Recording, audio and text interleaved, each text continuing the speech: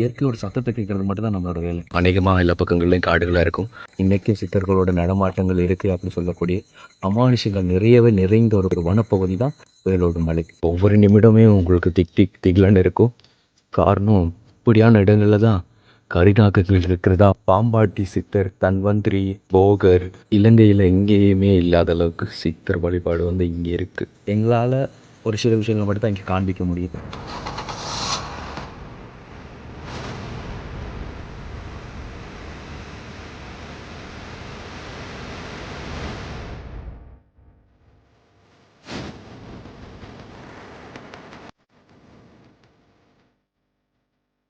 பார்த்தீங்கன்னா, இப்போ ஒரு 3 அடி மணி அடித்தாங்க. இப்போ கிரகணம் வந்து முடிஞ்சது. உங்களுக்கு தெரியும் இன்றைக்கி வந்து சந்திர கிரகணம். ஸோ இந்த கிரகணத்தில் இன்றைக்கி ஸ்பெஷலான யாகங்கள்லாம் உள்ள வளர்த்து வழிபட்டது அதெல்லாம் காண்பிக்கல. சில விஷயங்கள் வந்து வீடியோவில் காண்பிக்காமல் இருக்கிறது பெட்டர். ஸோ அதுக்கப்புறமா வந்து இப்போ கொஞ்சம் பேர் வந்து யாத்திரையாக இங்கே வந்திருக்கிறாங்க. ஸோ அவங்க எல்லாருமே வந்து இங்கே இருக்கிறாங்க. அதோட சேர்த்து பார்த்தீங்கன்னு சொன்னால் நைட் வியூ வந்து பார்த்திங்கன்னு சொன்னால் அநேகமாக எல்லா பக்கங்கள்லேயும் காடுகளாக இருக்கும். ரொம்ப தூரத்துக்கு அங்கால வந்து வெளிச்சங்கள் உங்களுக்கு தென்படும். ஸோ அந்த பக்கம்தான் வந்து மக்களோட குடியிருப்புகள். அண்ட் இந்த ஏரியா முழுக்கமே வந்து வனப்பகுதிகள். இங்கே தெரியக்கூடிய லைட்லாம் வந்து இப்போ ரீசெண்டாக வந்து கரண்ட் எடுத்திருக்காங்க. நான் காண்பிச்சிருந்தேன் அந்த போஸ்ட்டில் இருக்கக்கூடிய ஒவ்வொரு லைட். ஸோ நைட்டில் வந்து யானைகளோட கொஞ்சம் விடுபட்டு பாதுகாப்பாக இருக்கிறதுக்காண்டி இது யூஸ் ஆகும். பட் இருந்தாலும் இந்த ஏரியா பூரா வந்து யானை நடமாடக்கூடிய பகுதிகள்ன்றது வந்து ரொம்ப நல்லாவே தெரியும். ஸோ அங்கெல்லாம் மலை இருக்குது. அதை பற்றின டீட்டெயிலெலாம் நம்ம மார்னிங் பார்க்கலாம். ஸோ இப்போ வந்து நார்மலாக ஒரு ஸ்பெஷல் பூஜை ஒன்று நடக்க போகுது. அதை தொடர்ந்து கண்டினியூ பண்ணலாம்.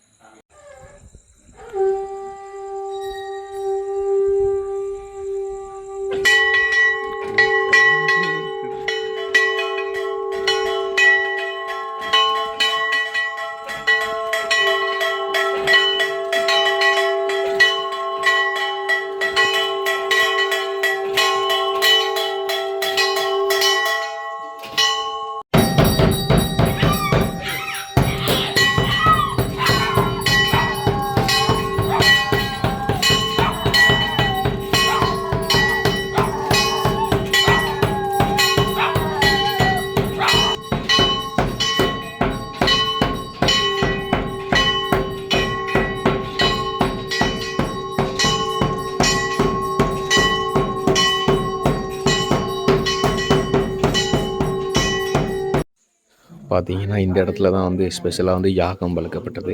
சில விஷயங்களை நம்ம காண்பிக்காமல் இருக்கிறதே நல்லது அப்படிங்கிறதுனால நாங்கள் இதெல்லாம் வந்து காண்பிக்கலை. இந்த இடத்துல யாகம் சரியாக மேலே வந்து சந்திர கிரகணம் நடந்து கொண்டிருக்கும் போதே இந்த இடத்துல வந்து யாகமும் வளர்ந்துச்சு.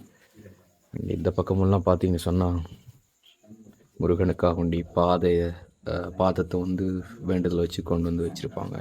ஸோ இந்த சைடில் இருக்கக்கூடிய வேல்கள் எல்லாமே வந்து இங்கே வேண்டுதலுக்காக கொண்டு வரப்பட்ட வேல்கள் இங்கே வச்சுருக்காங்க பாருங்கள். இலங்கையில் எங்கேயுமே இல்லாத அளவுக்கு சித்தர் வழிபாடு வந்து இங்கே இருக்குது. சம்பந்த அப்பர், சுந்தரர், மாணிக்க வாசகர் அப்படி சொல்லி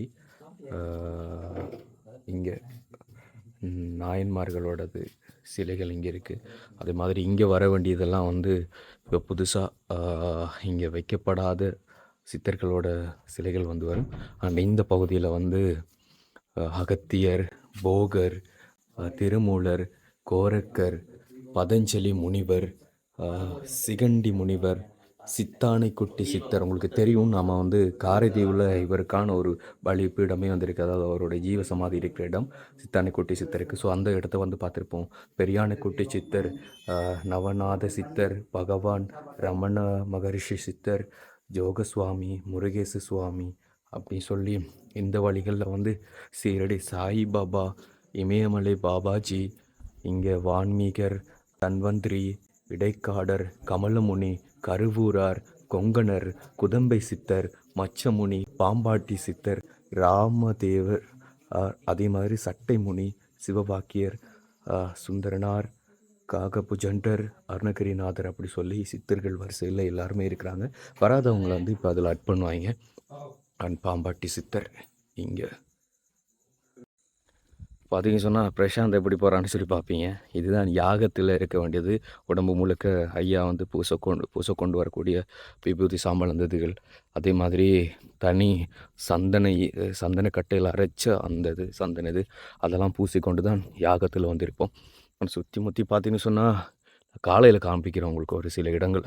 இந்த இடத்த சுற்றி தான் மட்டக்களப்பு மாவட்டத்தில் வனப்பகுதியில் இருக்கக்கூடிய முக்கிய பிரபல்ய வழிபாட்டு இடங்கள் இருக்குது. அண்ட் இதை பற்றியெல்லாம் வந்து நான் காலையில் உங்களுக்கு எக்ஸ்பிளைன் பண்ணுறேன். இப்போது யாகமெல்லாம் முடிஞ்சதுக்கப்புறமா இப்போது கொஞ்சம் பேர் வந்து வந்திருந்தாங்க. அவங்களோட சேர்த்து வந்து இப்போ இந்த வனப்பகுதி வந்து நாங்கள் போய்கிட்டுருக்கோம். ஒவ்வொரு நிமிடமே உங்களுக்கு திகிலன்னு இருக்கும். காரணம் இப்படியான இடங்களில் தான் கரிநாகங்கள் இருக்கிறதா வந்து எங்களுக்கு ஒரு சில ஃபோட்டோக்கள் காமிச்சிருந்தாங்க. உடம்பெல்லாம் அப்படியே செலுத்து போயிருந்துச்சு. ஓகே, என்னோட சொன்னால் போயிட்டு வந்துட்டோம். போகிறோன்னு சொன்னோம், இடையில் என்ன நடந்துன்றது உங்களுக்கு தெரிஞ்சிருக்காது. போயிட்டு வந்துட்டோம்.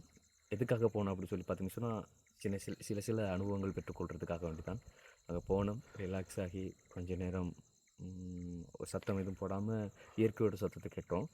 அங்கே சில பார்க்க வேண்டிய விஷயங்கள் இருந்துச்சு. உண்மையிலே வேலோடு மலை அப்படிங்கிறது வந்து வெறுமனே ஒரு சுவாமி இருக்கக்கூடிய இடம் மட்டும் கிடையாது. இங்கே பல சித்தர்கள் வந்து இருந்து போன இடங்கள், இன்றைக்கும் சித்தர்களோட நடமாட்டங்கள் இருக்குது அப்படி சொல்லக்கூடிய அமானுஷங்கள் நிறையவே நிறைந்த ஒரு பகுதி தான், அந்த ஒரு வனப்பகுதி தான் இந்த ஒரு வேலோடு மலை. ஸோ சில விஷயங்களை வந்து நாங்கள் வீடியோவில் காண்பிக்கலை. அது காண்பிக்கிறது நல்லதில்லை. அந்த அனுபவங்களை நீங்கள் நேரில் வந்து பெற்றுக்கொண்டால் மட்டும்தான் உங்களால் அதை தெளிவுபடுத்தி கொள்ள முடியும். ஸோ அந்தந்த விஷயங்களை வந்து காண்பிக்காமல் இருக்கிறது நல்லது அப்படி சொல்லி இங்கே இருக்கக்கூடிய பெரியவங்களும் வந்து சொல்லியிருக்காங்க. அதனால் அந்த விஷயங்களும் நாங்கள் காண்பிக்கலை. நீங்கள் நேரில் வந்தீங்கன்னு சொன்னால் நேரடியாக வந்து இங்கே போய் பார்க்கலாம். அதில் எந்த ஒரு ஆட்சேபனமும் கிடையாது. பட் எங்களால் ஒரு சில விஷயங்களை மட்டும் தான் இங்கே காண்பிக்க முடியும். அதுதான் எங்களுக்கும் நல்லது, காணொலி பார்க்குற உங்களுக்கும் நல்லது. நிறைய விஷயங்களை நீங்கள் நேரில் வந்து பார்த்துக்கொள்ளுங்க. கண்டிப்பாக மட்டக்களப்பு பண்ணிட்டு சொன்னால் அந்த ஒரு வேலோடு மலைக்கு வாங்க. இப்படியான ஒரு இடம் இருக்குது அப்படிங்கிறத தெரிஞ்சு கொள்ளுங்கள். நிறைய அமானுஷங்கள் இருக்குது. அதை தாண்டி மனதுக்கு அமைதி தரக்கூடிய ஒரு பகுதி தாங்க இந்த ஒரு வேலோடு மலை. நிறைய பேர் வந்து இன்றைக்கு வரைக்கும் வந்து தியானத்திலேருந்து எவ்வளோ மைண்டுக்கு டிப்ரெஷன் இருந்தாலும் உங்களுக்கு எந்த ஒரு பகுதி பிடிச்சிருக்கோ அந்த ஒரு பகுதியில் போய் இருந்துட்டு ஒரு தீபத்தை கொளுத்தி வச்சுட்டு இயற்கையோட சத்தத்தை கேட்குறது மட்டும்தான் நம்மளோட வேலை. ஆட்டோமேட்டிக்காக மைண்ட் ரிலாக்ஸ் ஆகிடும். ஸோ அங்கே தியானத்தில் இருக்கிறாங்க. இன்னும் நான் கண்டினியூ பண்ணுறேன். அப்புறமா பார்த்தீங்கன்னு சொன்னால் இப்போ நான் சொன்னேன், அந்த பக்கம் வந்து தியானம் இருந்தவங்க இப்போ அவங்க வந்து சிவபுராணம் பாடிக்கொண்டிருக்காங்க. அண்ட் இந்த பக்கம் வந்து பார்த்தீங்கன்னு சொன்னால் இதுக்கு ஒரு பேர் சொன்னவங்க வந்து நம்ம மலைக்கற்களில் இந்த இது மேலே வந்துட்டு அதுக்கு என்னையா பேர் சொல்லு, பனபோஜனம்னு சொல்லுவாங்க. இந்த இடத்துல வந்து நம்ம சாப்பாடெல்லாம் வச்சு குலசாதமாக ரெடி பண்ணி பூஜை பண்ணிவிட்டு நம்ம எல்லா பேருக்கும் ஒரு பிடி வந்து கொடுத்து சாப்பிட்றது. அப்படி முடிய வந்து இங்கே இருக்கிற செல்ல குட்டிகள்லாம் 3 பேர் இவங்களுக்கும் கொடுத்த முடியும். இங்கே பிஸ்கட்டும் கொடுக்குறது அது. ஏன்னா ஐயா இங்கே வரும்போது உடனே பிஸ்கட் கொண்டு வர்றான். அவனுக்கு கொடுத்து பழக்கிருக்கார். இப்போ நம்மளும் வந்து எனக்கு இவங்க இருக்கிறலாம் தெரியாது, பிஸ்கட் கொண்டு வந்தேன் நம்ம சாப்பிடலாமே அப்படின்ட்டு. இப்போ இவங்க இருக்கிறாங்க, அது அவங்களுக்கும் சாப்பிட்றேன். இங்கே நல்ல சாப்பாடு.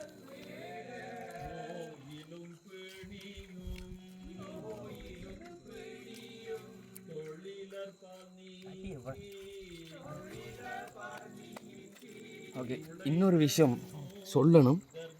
பகலில் சொன்னால் நல்லா இருக்கும் நினைக்கிறேன். சில விஷயங்கள் பகலில் காண்பிக்கும் போது கிளியராக இருக்குது. அடா கோரி மாதிரி இருக்கேன் அப்படி சொல்லி பார்ப்பீங்க. சித்தர் மாதிரியெல்லாம் யாகத்துக்காக இருந்ததுனால இப்படி வருது.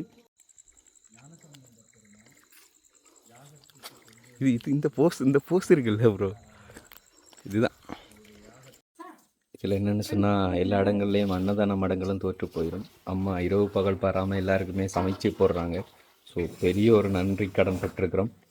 இந்த நேரத்தில் வந்து அங்கே வந்து பார்த்தீங்கன்னு சொன்னால் பண பூஜை அந்த பூஜை நடந்து அங்கே ஒவ்வொரு பிடி வந்து சாப்பிட்டதுக்கு பிறகு இங்கே இரவு சாப்பாடு. என்ன பிரதர்? சாப்பிடுங்க. என்ன சமையல்? கோவா கறி, அடுத்த இது குழம்பு வச்சுருக்காங்க, சாம்பார் இருக்குது, அங்கே அம்மா அப்பளம் பறிச்சிருக்காங்க. ரொம்ப பெரிய நன்றி சொல்லியாகணும் ஐயாவுக்கு தான் வந்து இரவு பகல் பாராமல் வந்து இந்த ஒரு வேலை செய்யுங்க. Thank you so much. ஓகே, சாப்பிடலாம். நீங்கள் காலை வணக்கம். டைம் வந்து பார்த்தீங்கன்னு சொன்னால் இப்போ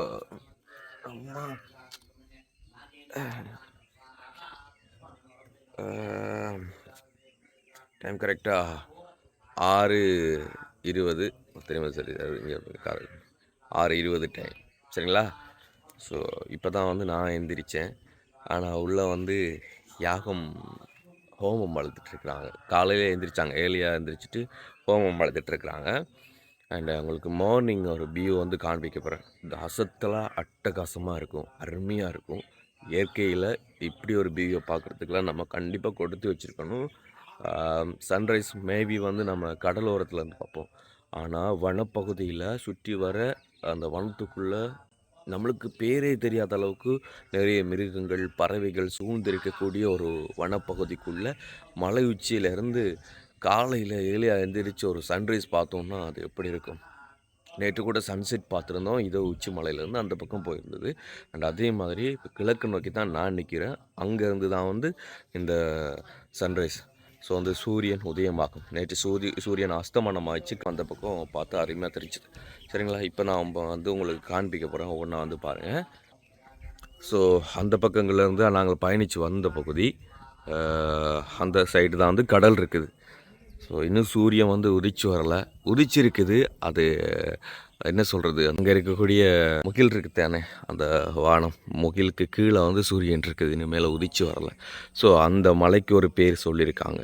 அண்ட் அங்கே வந்து நிறைய ரகசியங்கள் மறைச்சி கொட்டி கிடக்குது, அதை சொல்ல இயலாது. அண்ட் நேற்று வீடியோ பார்த்தவங்களுக்கு தெரிஞ்சிருக்கும். அதோடு நான் ஸ்டாப் பண்ணிவிட்டு நான் காட்டுக்கு அந்த பக்கம் போயிருந்தேன். அங்கால வந்து குகைகள் இருக்குது. ஸோ அதையும் நான் காண்பிக்க பிறகு முடித்தா காண்பிக்கிறேன். நைட்டு வந்து ஒரு சில விஷயங்களை காண்பிக்க முடியாது அப்படிங்கிறதுனால அதை நான் காண்பிக்கலை. அண்ட் மறுபடியும் வந்து நான் காண்பிச்சிருந்தேன். அண்ட் நைட்டு இந்த சைடு இந்த நந்தி இருக்குது பாருங்கள், இங்கே அங்கே நான் இன்னும் தெளிவாக எல்லா விஷயங்களையும் காண்பிக்கிறேன். அங்கே போய்ட்டு அங்கே தான் வந்து சாப்பாடு போட்டிருந்தோம். அதுக்கு ஒரு பூஜைக்கு பேர் சொல்லியிருந்தாங்க, எனக்கு ஞாபகம் இருக்க மாட்டேங்குது. அது நைட்டு நான் சொல்லியிருந்தேன். அப்படி இந்த சைடு வந்து பார்த்தீங்கன்னு சொன்னால் வந்து நம்மள்ட்ட வைக்கு வச்சுருக்கக்கூடிய பகுதி பாதுகாப்பு எங்கே இருக்குது பாருங்கள். ஸோ வேடனுக்கு ஓர் உகந்த பாதுகாப்பு அங்கே. ஸோ வேடன் அங்கே இருக்கிறாப்புல. ஆனால் அங்கேருந்து நாங்கள் நைட்டு ஏறி வந்தோம் அந்த ரோட்டு. அப்படி நைட்டில் அங்கே தான் இருந்துச்சு. ஆனால் இங்கே சொன்னாங்க வந்து அங்கே இருக்கிற அவ்வளோ சேஃப் கிடையாது, கொஞ்சம் தூக்கணும் முன்னுக்கு வைங்கன்னு சொல்லி. ஏன்னா ஆட்கள் பெருசாக இல்லை தானே, திருவிழா டைம்னா பிரச்சனை இல்லை, அங்கே இருந்தால் ஓகேவாக இருக்கும். அப்படிங்கிறதுனால இடத்த பாருங்க எப்படி இருக்குன்னு.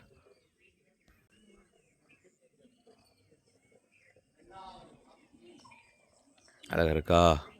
அப்படியே இங்கேருந்து பார்த்தீங்கன்னா அங்கே ஒன்று தெரியும், ஒரு கோயில் மாதிரி கிடையாது, அது கோயில் தான். அது வந்து மயில் தங்கிய மலை கோயில் அப்படி சொல்லுவாங்க. அண்ட் அதே மாதிரி இங்கேருந்து தான் இங்கால பக்கம் கோராவளி அம்மன் கண்ணகி அம்மன் கோயில் இருக்குது, உங்களுக்கு தெரிஞ்சிருக்கும். நாங்கள் போன வருஷம் கூட வந்து ஒரே ஒரு நாள் திருவிழா தான் அது, அதுக்கு போய் காண்பிச்சிருந்தோம். அண்ட் இதுக்கு அங்கால தான் குடிமை மலை இருக்குது. நான் போக எல்லா விஷயங்களையும் காண்பிக்கிறேன். இப்போது நீங்கள் சன்ரைஸ் பார்க்கணும் அப்படின்னு சொன்னால் பார்க்கலாம், ஆனால் சூரியன் மேலே உதிச்சு வரணும். ஸோ அது வரைக்கும் கொஞ்சம் வெயிட் பண்ணி தான் ஆகணும்.